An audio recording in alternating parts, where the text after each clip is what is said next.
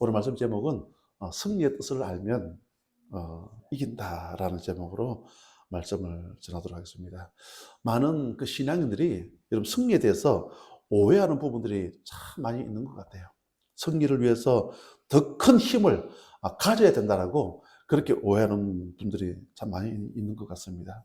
마치 영화 어벤져스처럼 많은 은사를 가지고 있는 다양한 사람들이 막 모여가지고 힘을 합치면 그 어떠한 악당도 이길 수 있다라는 것으로 생각한다는 거죠. 여러분, 세상적인 논리는 이게 맞아요. 그러나 기독교 논리는 아닙니다. 오늘 부활주의를 통해서 승리에 대해서 우리가 바로 알았으면 좋겠습니다. 그러면 승리가 뭐냐? 오늘 성경은 이렇게 57절에 말씀하고 있습니다.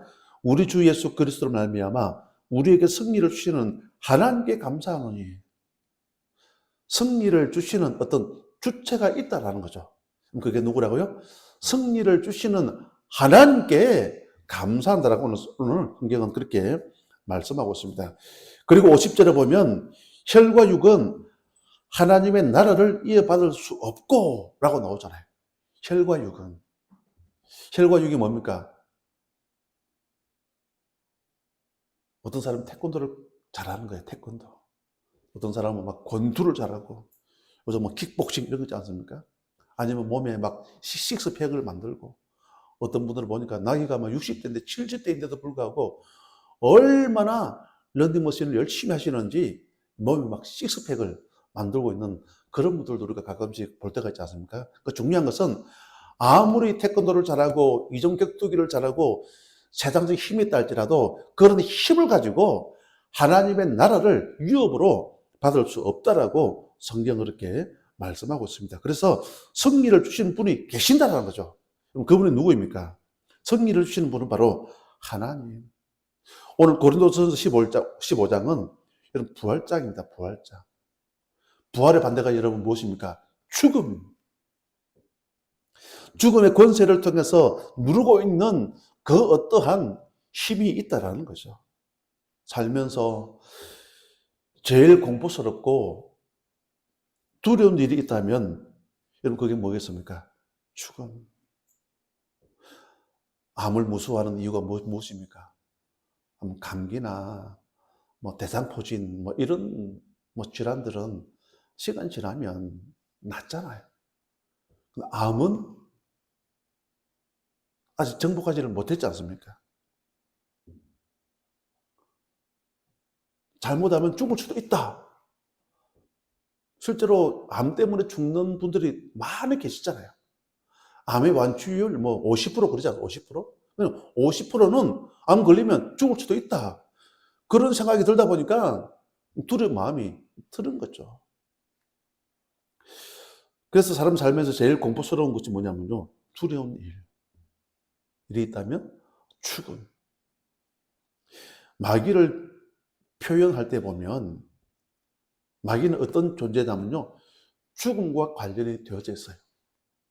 히브리서 2장 14절에 보면 사망의 세력을 잡은 자라고 나와요. 마귀를 표현할 때에 사망의 세력을 잡은 자. 무섭죠. 사망이 뭡니까? 죽음. 그리고 요한복음 8장 44절에 보면 마귀에 대해서 너는 처음부터 살인자요. 그 가인이 동생 아벨을 죽이지 않습니까? 너는 처음부터 살인. 마귀가 하는 게 뭐냐면요. 사망, 죽음, 살인, 막 도적질하고 이게 어떤 마귀의 역사들.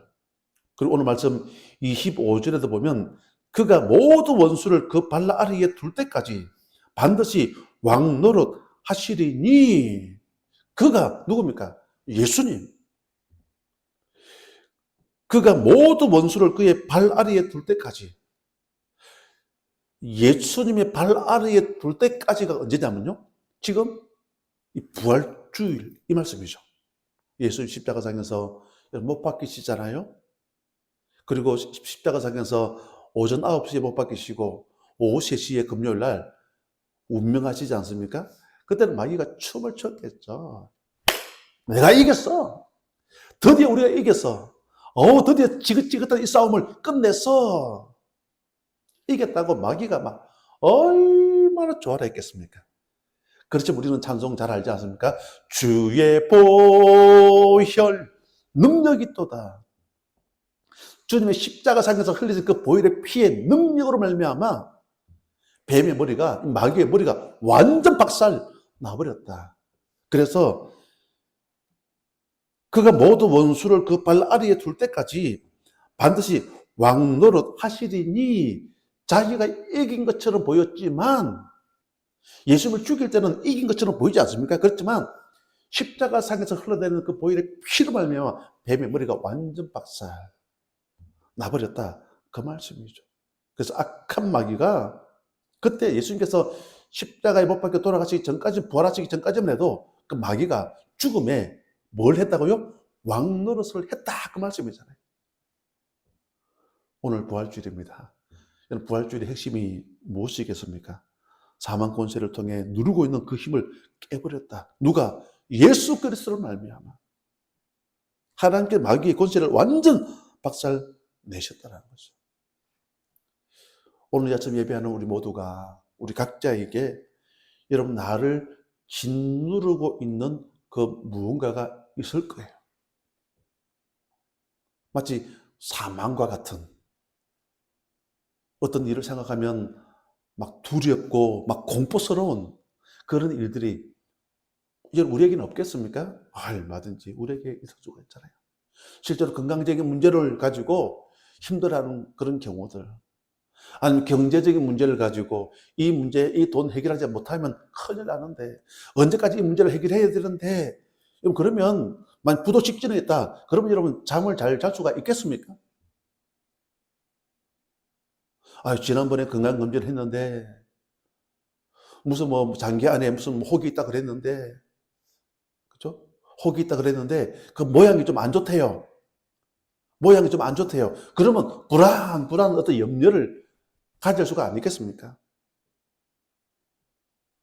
그게 무엇이든지 간에 어떤 사람들 가정의 관계적인 문제를 가지고 완전 치욕을 경험하는 그런 경우들이 얼마나 많이 있습니까? 어쨌든 그게 건강 문제든 경제 문제든 관계 문제든 자녀 문제든 나를 짓누르고 있는 그 모든 문제가 완전 끝나버리는 오늘 부활절 이 아침이 되어졌으면 좋겠습니다. 여러분 승리의 뜻을 바로 알면 오늘 이긴다 그 말씀이죠. 우리 첫 번째 메시지 우리 같이 한번 읽겠습니다. 시작. 승리는 받는 것입니다. 아멘. 승리는 받는 거예요.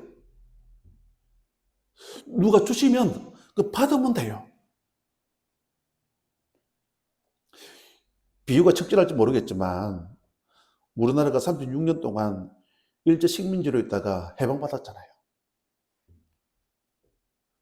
우리 힘으로 해방받았습니까? 물론 우리 민족 선열들의 많은 기도가 있었고 많은 희생이 있었고 또 특히 독립투사들의 많은 그 희생들이 있었지 않습니까? 물론 그것도 중요하지만은 1945년 일본 히로시마에 미국이라는 나라를 통해서 핵폭탄이 떨어지지 않습니까? 일본은 완전 패망해버렸죠. 그 결과로 우리가 해방받았다. 그래서 승리를 주시는 주체가 있다라는 거죠. 그게 누구라고요? 하나님. 하나님. 하나님 우리에게 놀라운 이런 승리를 주셨다. 그 말씀이잖아요. 민수기 13장에 보면 10명의 정탐꾼의 보고가 나옵니다. 10명의 정탐꾼이 전쟁을 회피한 그 이유가 무엇인 줄 아십니까? 가면 큰일 납니다. 가보니까 완전 거인족들이 살고 있습니다. 우리는 그들에 비하면 메뚜기 떼와 같습니다. 절대로 이길 수가 없습니다. 그렇게 전쟁을 피했던 그 이유가 뭐냐면요. 우리의 힘으로 싸운다라고 생각한 거죠. 그렇지만 여호수아와 갈렙은 그게 아니잖아요. 비록 그 상황은 그런 상황이다 할지라도 하나님이 나와 함께 하시면, 하나님 우리와 함께 하시면 능히 저들을 이길 수가 있습니다. 전쟁이 누구에게 속했다고요? 하나님께. 승리를 주시는 분은 누구시라고요? 하나님. 결국은 그런 놀라운 승리를 경험하지 않습니까? 여러분 이스라엘이 여리고를 무너뜨릴 때에 자신의 힘으로 이겼습니까? 아니라는 걸 잘 아시잖아요. 홍해를 가를 때도 뭐 이스라엘 백성들이 홍해를 갈랐습니까? 아니잖아요. 하나님께서. 요단을 누가요? 하나님께서. 모든 것 하나님 하셨다. 그래서 첫 번째 메시지는 승리는 받는 것. 주시는 주체가 있는데 우리는 받으면 된다. 이 부활절 이 아침에 이 승리를, 놀라운 승리를 받을 수 있는 우리 모두가 되시기를 주님의 이름으로 간절히 축복합니다. 그리고 두 번째로 보면 우리 58절 말씀 보실까요? 58절. 자, 봅니다. 시작. 그러므로 내 사랑하는 형제들아, 견실하며 흔들리지 말고 항상 주의 일에 더욱 힘쓰는 자들이 되라. 이는 너희 수고가 주 안에서 헛되지 않은 줄 알미라. 마치 여러분 이 말씀은 이게 막 몸에 부활장이잖아요. 고린도전서 15장은 무슨 장이라고요? 부활장. 부활이 뭡니까? 비록 내가 이 몸은 썩어지고 흙으로 내 육체는 돌아가지 않습니까? 언젠가는 내 개인의 종말이 오면. 그렇지만 내 영은 어디로? 하나님의 나라에, 영원한 천국에 들어간다. 이 58절 이 말씀은 우리 성도님들께서 우리 유언장으로, 유언장. 그걸 꼭 기억하시면 돼요. 유언장. 여러분, 유언이 뭡니까? 내 마지막에, 물론 가정에서 돌아가실 수도 있고, 병원에서 돌아가실 수도 있고, 뭐 요양병원에서 돌아가실 수도 있고, 뭐 그렇지 않습니까? 어쨌든 사랑하는 가족들이 다 지켜보는 그 자리에서 언젠가 우리 모두가 개인의 종말을 맞이한다. 맞죠? 이거는 뭐 변함없지 않습니까? 누구나가 다 가지 않습니까? 근데 이 58절 이 말씀을 유언장으로 말씀을 꼭 기억하셨으면 좋겠습니다. 여기 보면 그러므로 내 사랑하는 형제들아 라고 나오잖아요. 내 사랑하는 형제들아 이 대신에 내 사랑하는 아들아, 내 사랑하는 딸아, 내 사랑하는 사위야, 내 사랑하는 그죠? 누구 그러면서 그 다음 구절이죠. 견실하며 흔들리지 말고 항상 주의 일에 더욱 힘쓰는 자들이 되라. 이는 너희의 수고가 주 안에서 헛되지 않은 줄 알미라. 나 이제 천국 간다? 다 천국에서 만나자. 조금 부활절 아침에 좀 쓸쓸한 그런 뭐 어떤 설교의 말씀 같지만 어쨌든 이런 구절의 한 절 말씀은 이 말씀은요 우리가 외워놔야 돼요. 한번 외워놓으면 이게 계속 가거든요. 어쨌든 계속 외운다라고 생각하시고 이 말씀을 기억하셨으면 좋겠습니다. 어쨌든 두 번째 메시지 같이 보실까요? 어떻게 하면 우리가 승리를 할 수 있느냐? 자, 시작. 목표가 승리를 결정합니다. 아멘. 목표. 살면서 흔들리는 이유가 무엇인 줄 아십니까? 흔들리는 이유. 목표가 분명하지 않아서 그래요.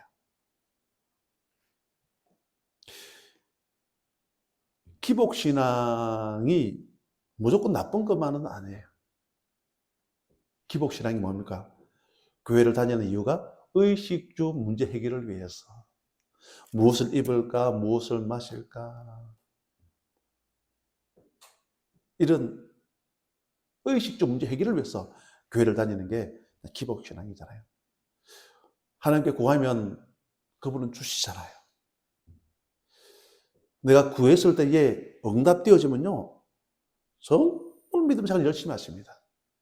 와, 이런 응답을 주셔서, 이런 놀라운 축복을 주셔서, 육신적인 소원에 만족이 있을 때에, 육신적인 소원에 응답이 있을 때는 기복신앙의 강한 강점이 뭐냐면요. 엄청난 탄력을 받아요. 정말로 충성, 봉사 열심히 합니다. 근데 기복신앙의 단점이 뭐냐면요. 약간의 응답이 더디면, 육신적인 소원에 만족이 없으면 그 열심, 그 뜨거움 금방 그냥 식어져 버리더라. 그 말씀이잖아요. 얼마 못 간다. 그 말씀이에요. 우리는 어떠한 인생의 삶을 살아가야 되느냐. 항상 주의 일에 더욱 힘쓰는 자들이 되라.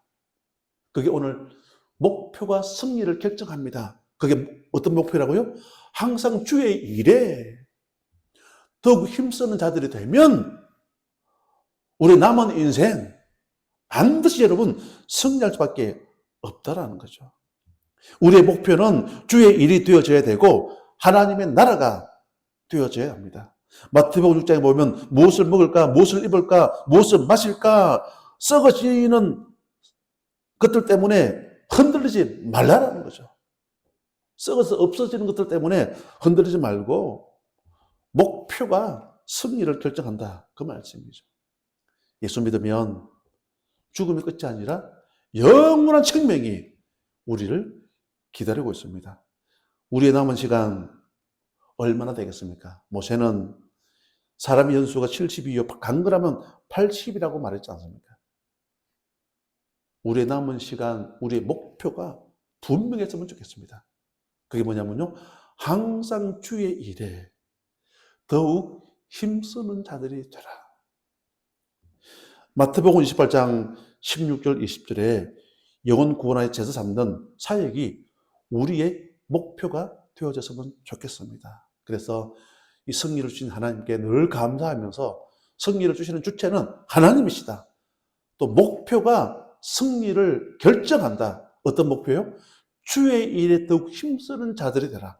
이런 삶을 걸어갈 수 있는, 그러면서 놀라운 승리를 경험할 수 있는 우리 모두가 되시기를 주님의 이름으로 간절히 축복합니다. 아멘.